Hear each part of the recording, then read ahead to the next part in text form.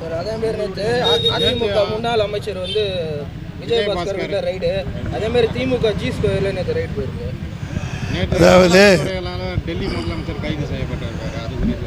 அதுதான் மிகப்பெரிய கொடூரம் தான் இது. இவர் வந்து இத்தனைக்கு அயோத்தி கோயில்கள்லாம் அவர் போனார். அவர் ஹனுமான் சாலிசா இதெல்லாம் பயங்கரமான இந்து பக்தர் அவர். இப்போ சிஏஏ போராட்டத்தப்போ மிகப்பெரிய ஒரு அந்த அரவிந்த் கெஜ்ரிவாலுக்கு எல்லாம் அவருக்கு தான் ஓட்டு போட்டாங்க. அந்த மை காயறதுக்கு முன்னாடி டெல்லியில் மிகப்பெரிய ஒரு அராஜகத்தை நூற்றுக்கணக்கான பேரை கொலை பண்ணி சிதைச்சாங்க. அது இன்னும் ஆறல. அந்த தேர்தல் மை காயறதுக்கு முன்னாடி இதே பிஜேபி கவர்மெண்ட்டு அராஜகத்தை கட்டவிழ்த்து விட்டுச்சு. அவர் அரவிந்த் கெஜ்ரிவாலால் ஒன்றும் பண்ண முடியல. 2 ஸ்டேட்டை ஆண்டுகிட்டு இருக்கிறவர் இருந்தாலும் எங்கே பஞ்சாபையும் சேர்த்து ஆள்றார். ஒரு சாதாரண மனுஷன் ஒரு விளக்குமாரை பிடிச்சிக்கிட்டு, அதுதான் ஒரு சின்னம்.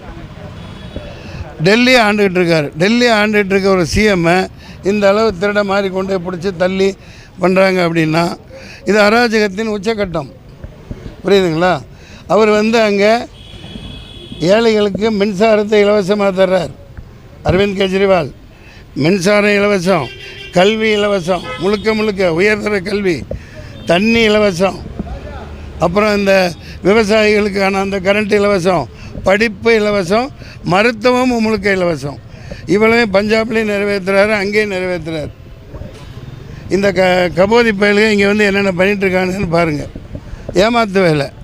இது அராஜகம், அது கண்டிக்கப்பட வேண்டியது. கேப்டன் இல்லாமல் இந்த தேர்தலை நாங்கள் சந்திக்கிறோன்ட்டு பிரேமலதா விஜயகாந்த் மன்னிக்கவும், கேப்டனோட தேமுதிக போயிடுச்சு, அதை பற்றி பேச வேணாம். அதிமுகவில் இன்றைக்கி தேர்தல் அறிக்கையில் வந்து பெண்களுக்கு 3000 ரூபாய் கொடுக்குறாங்க மாதமாக 30,000 ரூபாய் கொடுப்பதற்கு நான் வேண்டுகிறேன். கொடுக்கட்டும், நல்லது தான். அதே மாதிரி ஸ்டாலின் அவர்களும் 500 ரூபாய்க்கு ஆக்குறேன். எதை கேஸ் சிலிண்டர், பெட்ரோல் 50 ரூபா 60 ரூபா. அதை முதல்ல ஆக்கி இந்த டேக்ஸ் ரூபா தூக்கு 28 ரூபா குறையும்ல, அதெல்லாம் ஆக்கிட்டே கேளேன். அதெல்லாம் அடுத்த முறை வந்து ஆக்குறது. ஏற்கனவே 38 பேர் ஸ்டாலின் ஐயா எம்பி தானே இருக்காங்க. 38 பேர் வச்சு என்ன பண்ணாங்க? அவங்க ஒன்றும் பண்ணலைன்னா நான் இங்கே தனியாக நிற்கிறேன்.